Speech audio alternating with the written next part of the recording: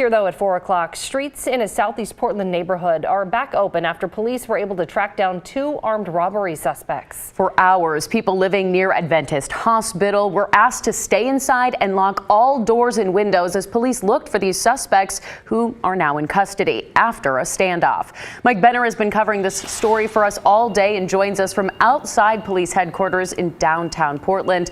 So, Mike, this was a lengthy standoff. Yeah, it sure was, Brittany. It lasted several hours. As you mentioned, right now we're outside Central Precinct in downtown Portland, where the suspects will be brought and booked into jail very shortly if they haven't already.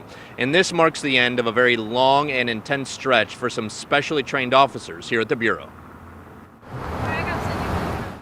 Wednesday morning in southeast Portland, tactical teams from the Portland Police Bureau gear up ahead of a search for 2 armed robbery suspects. Neighbors are left stunned.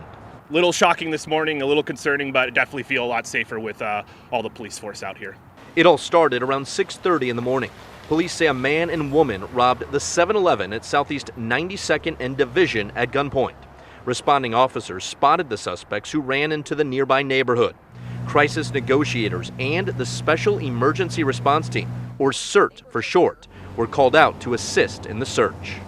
This is definitely a heavy lift for our tactical folks, but they also train for this, and they're ready for this. Sergeant Kevin Allen calls it a heavy lift because this is the second call-out in a matter of hours for the Bureau's tactical teams.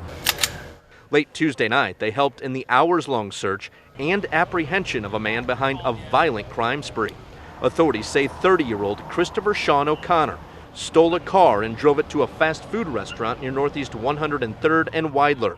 From there, police say O'Connor ran into a restaurant, grabbing a meat cleaver from the kitchen. Then this happened.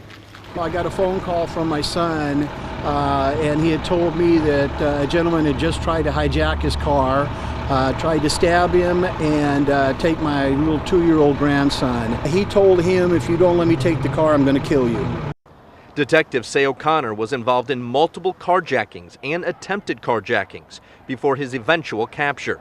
This thanks in large part to the work of the Bureau's tactical teams that were back at it Wednesday and again successful. We're told a little after noon they detained the man and woman believed to be involved in the early morning armed robbery, much to the relief of neighbors. But it seems like they're right on top of it, so and got a hold of it. All right, we mentioned the workload for the tactical teams, but it's really the detectives, too. The men and women who are doing follow-up investigation on this morning's armed robbery are the same detectives doing follow-up on last night's crime spree. So a very busy stretch for so many here at the Bureau. Back to you. All right, Mike, thank you.